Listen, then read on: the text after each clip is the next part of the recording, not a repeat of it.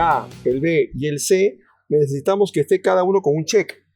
Y una vez que cada área de estos sistemas esté con un check, entonces pasamos a la evaluación secundaria. Y en la evaluación secundaria tenemos un efecto cuantitativo.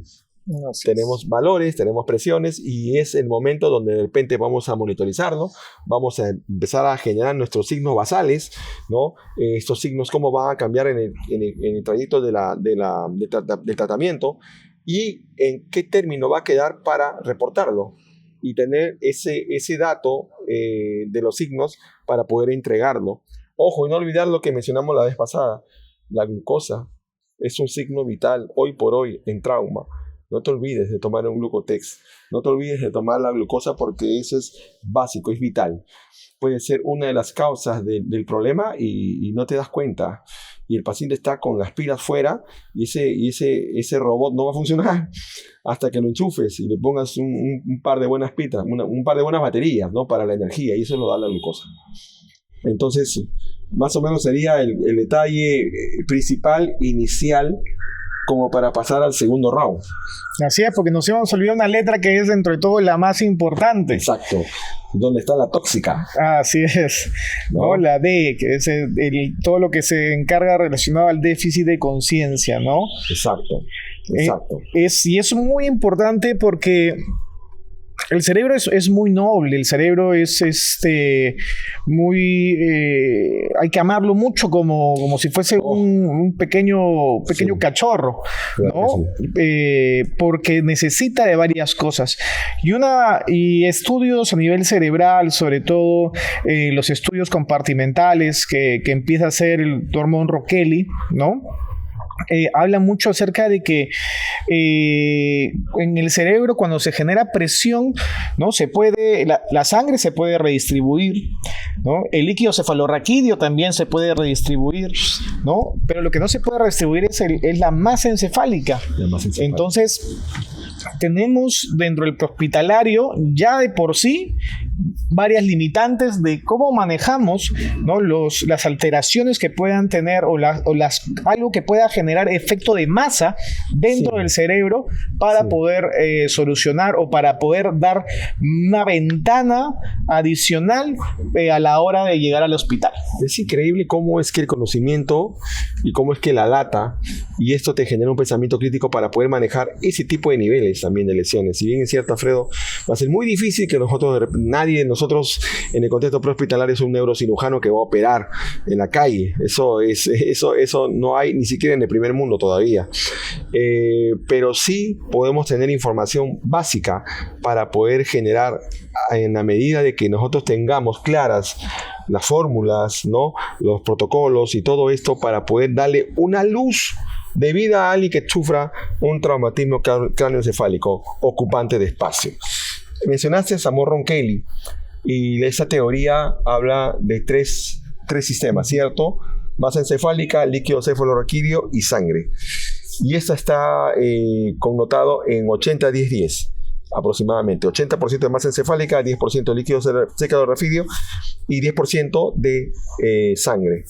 Cuando ocurre un efecto injurioso, un TEC, una caída grande, un atropello, lo que sea que incurra en un efecto de golpe a nivel craneoencefálico, van a pasar muchas cosas. Esta puede ser simplemente una conmoción.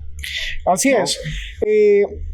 Intentar ver de que, y esto es lo más importante, de que mientras más nos demoremos en manejar un paciente con un traumatismo craneoencefálico, ese tipo de pacientes, la rehabilitación va a ser mucho más prolongada. Sí, ¿no? Claro. Entendiendo el alta del paciente va a ser mucho más. Y más que todo el alta, la recuperación de ese paciente, porque puede tener, ¿no? algún tipo de consideraciones o de secuelas relacionadas por el trauma. Sí, complicadas. Y dentro de los traumatismos encefalocranianos, ¿no? Vamos a tener la conmoción. La conmoción, obviamente, el cerebro, el recibir un impacto, ¿no? Va a poder generar, ¿no? alteración del estado de conciencia, sobre todo en la conmoción, alteración del estado de conciencia, puede generar también palabras repetitivas. Hay pacientes Y nos ha tocado ver pacientes que estamos trasladando en la ambulancia y nos pregunta, ¿qué me pasó? Ah, no, señor, usted se cayó, quedó inconsciente por unos minutos y lo estamos llevando al hospital. Ah, muchas gracias. ¿No? Ah, muchas gracias. Oiga, gracias. ¿Y qué me pasó? ¿No? 5 minutos después, ¿qué me pasó? Señor, le estamos llevando en la ambulancia, usted se cayó, pero vamos a ir evaluando. ¿No? Y 5 minutos después, ¿qué me pasó? Ya le dije, señor, ya se cayó, y pum, pam, pum, malito, al hospital. ¿No? Entonces, esas características puede tener el paciente y es muy importante evaluar, sobre todo, así uno sospeche que el paciente no aparente tener una cinemática del trauma severa para algunas...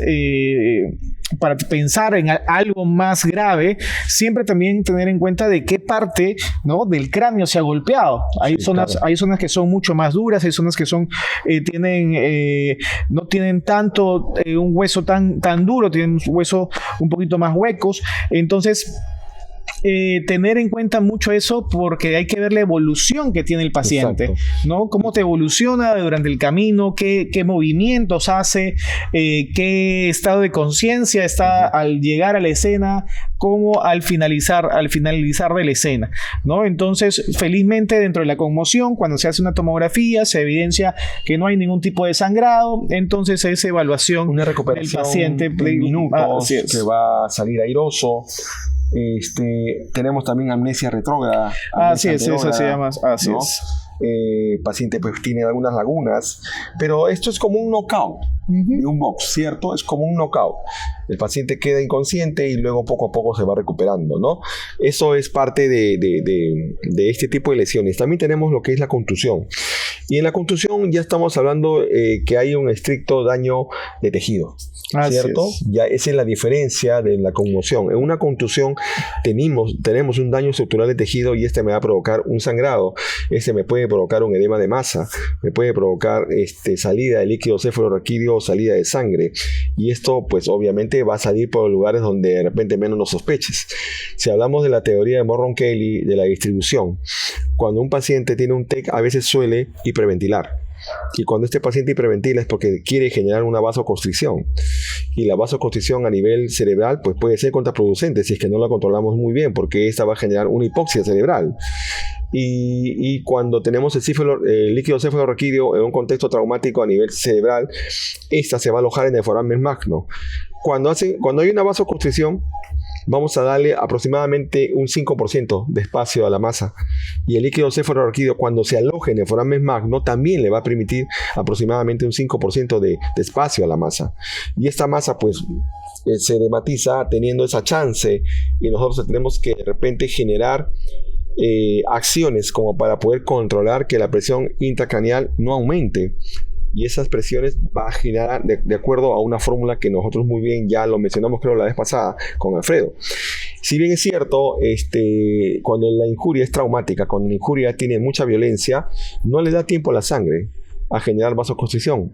Hay un rompimiento de vasos y esta sangre a veces suele salir por el oído. Y cuando el líquido cefalorraquídeo no le da tiempo para alojarse en el foramen magno, también va a buscar una salida en el oído, y esa es una señal muy peligrosa, ¿no? La raquirragia o la otorragia me va a generar a mí ya un signo de alerta de que acá está pasando algo que ya alteró el sistema, que alteró el balance dentro del cráneo, y esto me puede generar de repente problemas.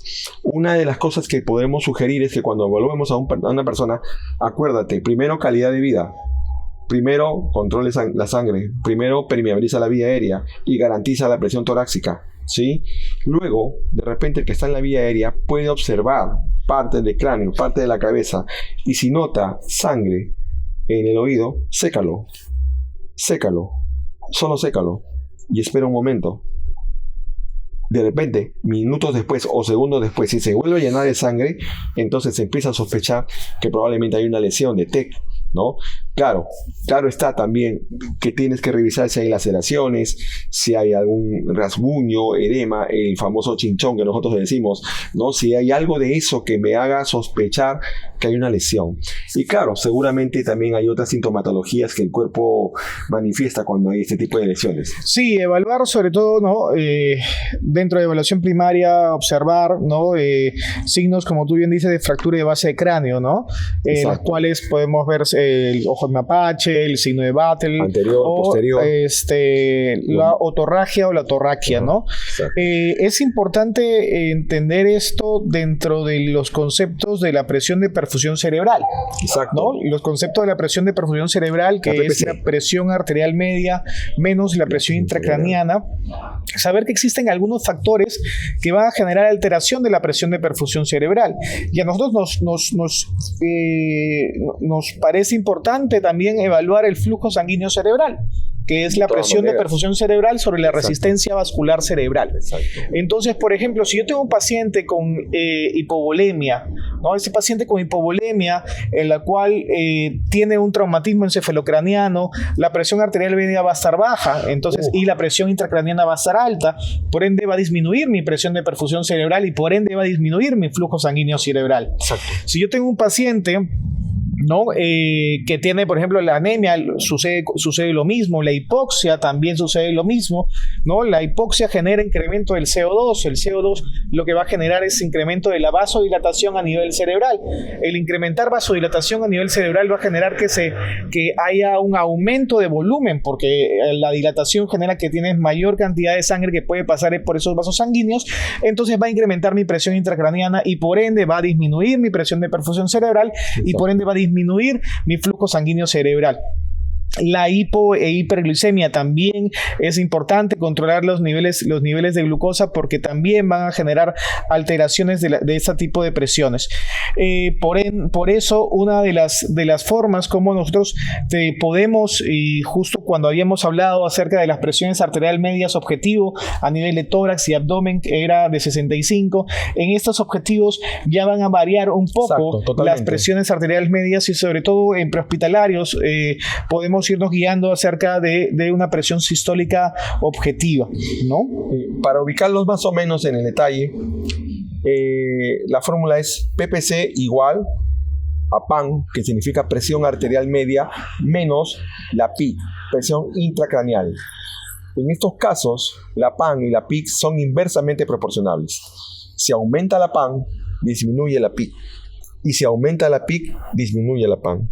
La PIC significa presión intracraneal. ¿Qué es lo que nosotros tenemos que buscar? Disminuir la presión intracraneal. Porque si aumenta la presión intracraneal, todo lo que está dentro de la bóveda craneal, ¿no? Y entonces vamos a tener problemas serios porque el cerebro es una excelente PC, es un órgano que manifiesta control muy complejo, pero cuando ésta sufre un trauma, se vuelve muy inútil y no sabe controlar muy bien sus valores, sus escalas, y nosotros tenemos que hacerlo por él. Es incongruente, ¿no? Un órgano pero tan perfecto se llega a alterar, llega a tener manotazos de aguado, y esto va a generar manifestaciones que tú tienes que interpretar a la hora de generar el manejo y la lesión del TEC. Entonces, si tenemos PAN menos PIC. La PAN es la presión arterial media, que es un sístole más 2 diástoles sobre 3. Un sístole es el valor de una presión arterial de 120 sobre 80. 120 es el sístole, 80 es el diástole, multiplícalo por 2, 120 más 160 entre 3. Te va a salir 93.3333. Lo redondeas y sale 90. Y es ahí donde lo que indica Alfredo, que va a haber valores que van a tener que tomar una serie de alteraciones, ¿no? En este caso es 90 y una presión de 9,6 va a ser 70, ¿no? Y esta PIC va a ser un 15, que se va a tener que ir manifestando en variaciones, porque ya les dije, si aumenta la PAN, baja la PIC, y si disminuye la PAN, sube la PIC.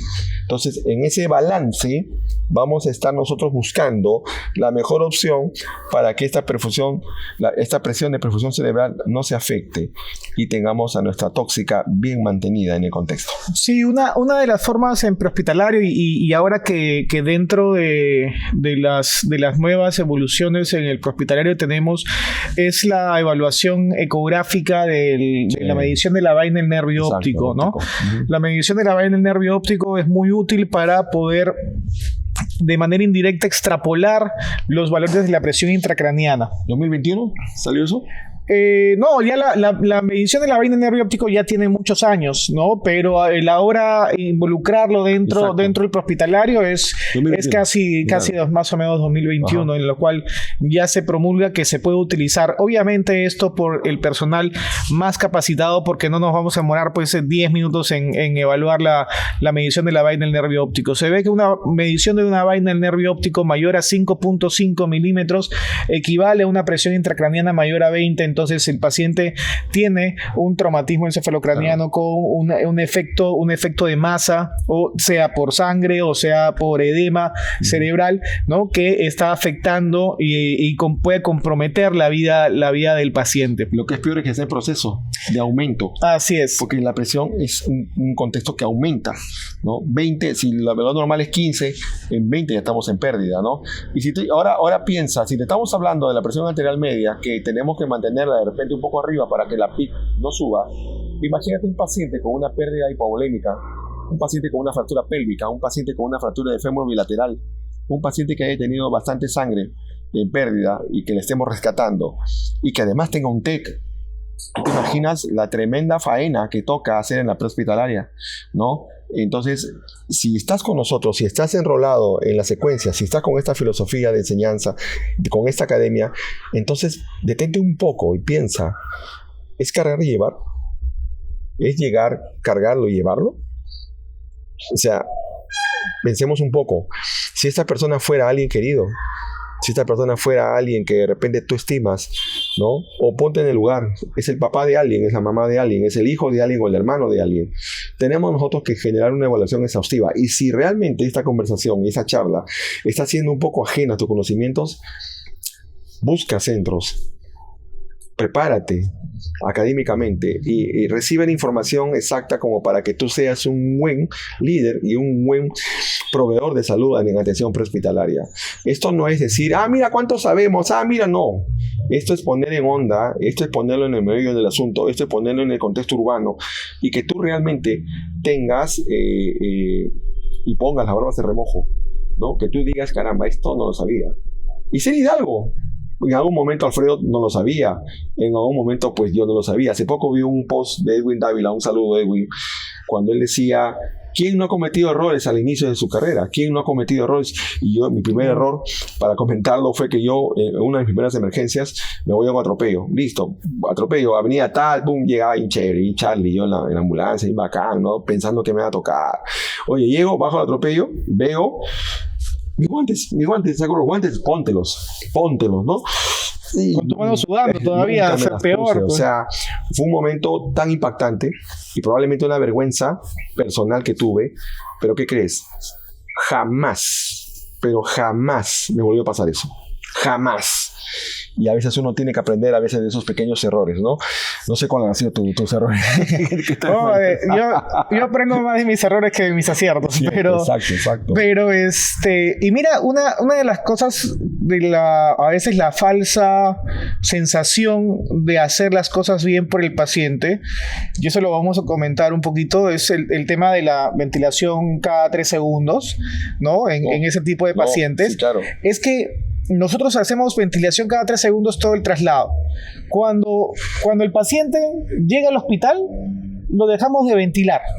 Y esa ventilación cada 3 segundos, claro, o sea, y la masa vuelve a crecer. Exacto. Y todo el detalle, ¿no? Entonces, fíjese cómo esa falsa sensación de que estás haciendo las cosas bien y que la emergencia todavía continúa, de repente para ti no como personal prehospitalario, pero continúa para el paciente, ¿no? Entonces, es importante que esa ventilación no se pierda del paciente. Exacto. o que uno Exacto. observe que ese paciente va a ser sometido a intubación endotraqueal y conectado a un ventilador mecánico con la programación de neuroprotección, ¿no? Entonces, y por cada minuto que se deja de hacer eso, ya todo el efecto que intentaste hacer, ¿no? de mejorar al paciente totalmente. Se pierde. Entonces, mucho cuidado con dejar de dar la ventilación cada 3 3 segundos, y a veces, y sucede mucho en esos, sobre todo en los traumatismos encefalocranianos, que el proveedor que recién inicia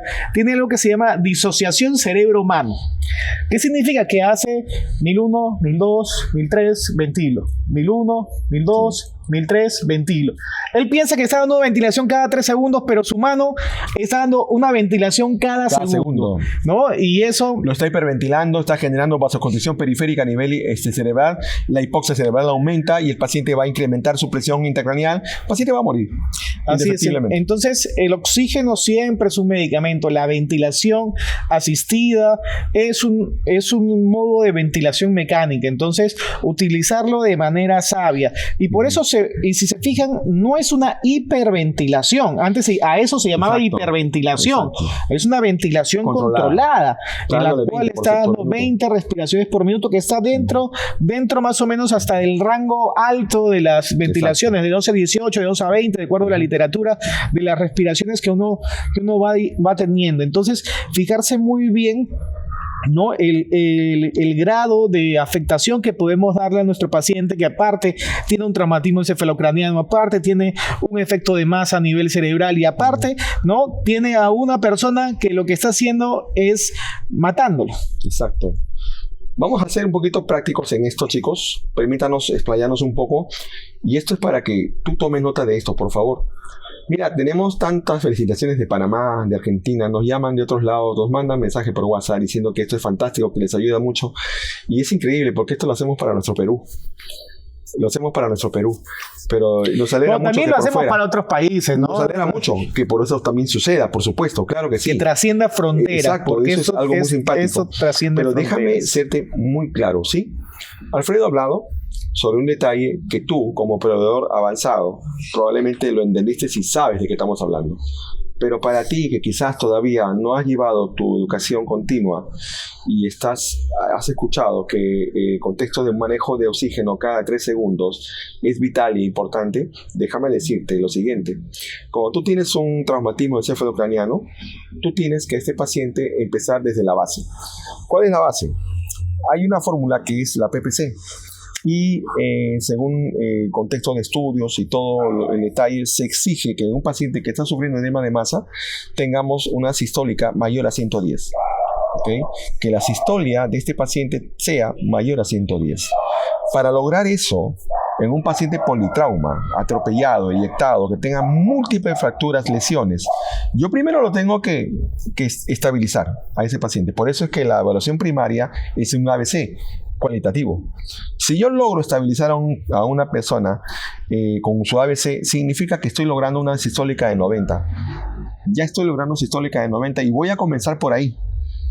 Luego veo el TEC está evolucionando, el TEC me va a generar manifestaciones que ya ahorita lo vamos a mencionar con Alfredo, y ese TEC está evolucionando tanto que cuando uno tiene este evento, uno tiene que prever y proyectar. Cuando uno prevé y proyecta este paciente en la unidad, yo tengo que monitorizarlo, porque lo peor que me puede pasar es que exista un edema de masa o una hernia cerebral, y esta se va a manifestar con la triada de Cushing. Una triada de Cushing va a ser generado por una una hipertensión arterial, bradicardia y alteración del patrón ventilatorio. Solo, escúchame bien, por favor, porque si no vas a meter la pata.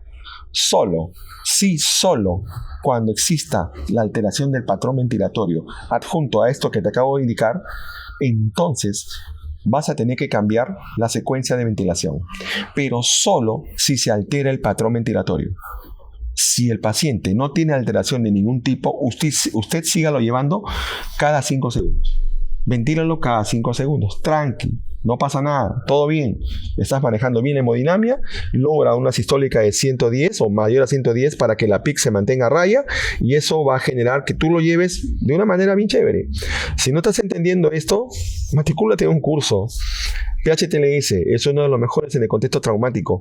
Y lleva tu educación continua, llévalo. Esa es una forma de poder generar este aprendizaje para que puedas hacer un manejo crítico, con pensamiento crítico según la evolución y según la información académica que tengas aquí, ¿no? En tu cerebro. Entonces, eso es en el contexto de triada de Cushing. Pero antes de la triada de Cushing, antes de que eso suceda, va a haber manifestaciones del cuerpo. Así es. Hay que evaluar sobre todo la alteración del estado de sensorio, ¿no? Exacto. No es lo mismo encontrar un paciente que me responde, que tiene la escala de Comen de Glasgow, ¿no? De 14 puntos, de 13 puntos, y que a la hora del traslado, ¿no? Caiga por lo menos 2 puntos de la escala de Comen de Glasgow. Sí, claro. ¿No? Entonces ahí ya hay un deterioro del estado que de es el puntaje sensorio. máximo. Si estás en 13, es más fácil que vuelva a ser 12. Es más fácil que pase a 11 a que suba. ¿No? Esto es así, o sea, no hay otra. Si ganas 1-0 en el partido de fútbol no es nada. 1-0 no garantiza nada. Un Glasgow de 13 en un TEC tampoco garantiza mucho, ¿no? Así es. El que tenga anisocoria, el paciente.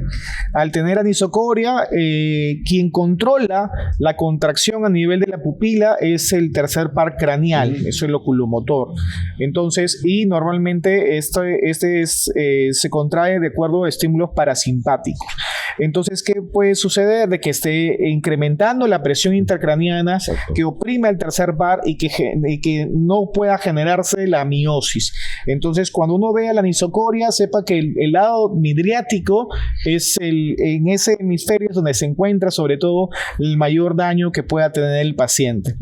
Que el paciente me haga alteraciones motoras, sobre todo la flexión anormal, ¿no? Y la extensión anormal, lo que antes llamábamos de corticación, exacto, y de cerebración, ¿no? Entonces, esas cosas, adicional lo que dice Jorge, la triada de Cushing, ¿no? Son los parámetros para cual yo tenga que utilizar la ventilación, una ventilación cada 3 segundos, porque ya tengo signos clínicos, ¿no? Evidentes que me están diciendo que el paciente está generando un efecto de incremento de la presión intracraniana. Dentro de la evaluación secundaria, y como Jorge dice que la presión sistólica mínima debería ser de 110, esto tiene en cuenta mucho dentro de los parámetros de presión arterial media deberían estar igual entre 90 a 110. El incremento de la presión arterial sistólica, ¿no? Y el incremento de la presión arterial media lo que me hace es mejorar la presión de perfusión cerebral. Habíamos exacto, dicho que la fórmula de presión cerebral es igual a la presión arterial media menos la presión intracraniana. Si yo mejoro mi presión arterial media, voy a darle tiempo y espacio y hago, si tengo la clínica del paciente que tiene incremento de presión intracraniana, voy a incrementar mi presión de perfusión cerebral dentro del prehospitalario. Entendiendo de que por más simple que parezca, ¿no? El manejo que estamos haciendo, realmente lo que se está actuando es acerca de la hemodinamia a nivel cerebral. Exacto. O sea, estamos dándole algo que se llama la neuroprotección del paciente en el prehospitalario. Entonces, siempre a veces nos comentan, ¿no? De que el prehospitalario solo es puro bambú, puro collarín, pura tabla, pero no entienden que lo que nosotros hacemos, así parezca súper sencillo y parezca que no tiene ningún fundamento, el fundamento científico realmente es que estamos actuando netamente manejando la hemodinamia o como Javier Cortés le gusta decir, hackeando, ¿no? Un poco la parte neurocrítica del paciente para apoyar hasta que llegue a un hospital de alta complejidad, sobre todo en el contexto de hacer una ambulancia primaria, en las cuales no tengamos algunos medicamentos, sí, claro, que también el tiempo de acción también no va a ser inmediato, sino va a demorar ciertos minutos, y el cual las maniobras de una ventilación controlada y las maniobras de mantener una presión arterial sistólica de mayor a 110, una presión arterial media entre 90 y 110, va a garantizarme tiempo y cada minuto de tiempo de este paciente es cerebro. Nosotros, lo que está muerto en el cerebro está muerto.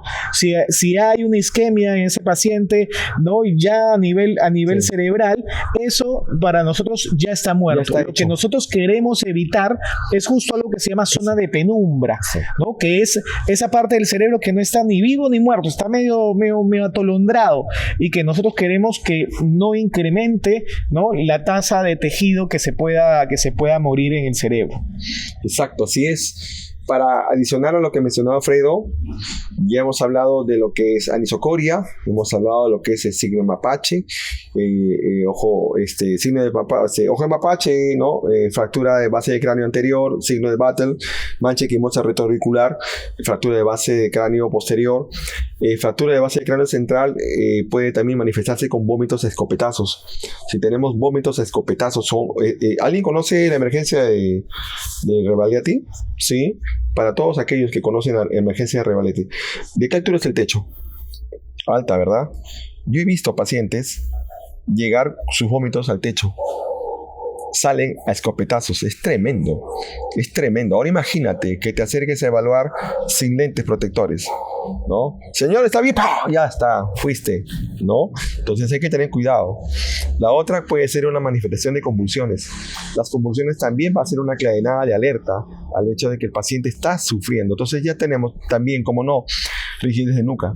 Entonces tenemos rigidez de nuca, tenemos convulsiones, tenemos anisocoria, tenemos flexión anormal, extensión anormal, ¿no? Tenemos ojo de mapache, tenemos este tipo de cosas que van a aparecer. Ahora, el ojo de mapache dura en salir, ¿no? 40 minutos. Sí, demora un poco. Lo vas a ver en la referencia. O lo ves cuando demoras en la referencia.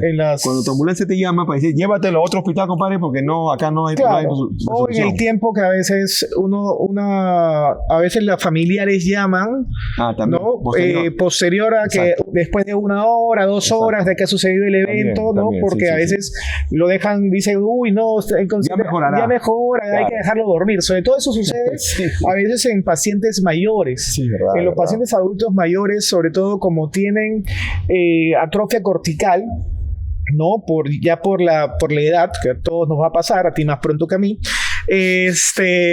Entonces, cuando hay un sangrado, ellos tienen mayor capacidad de compensación, ¿no?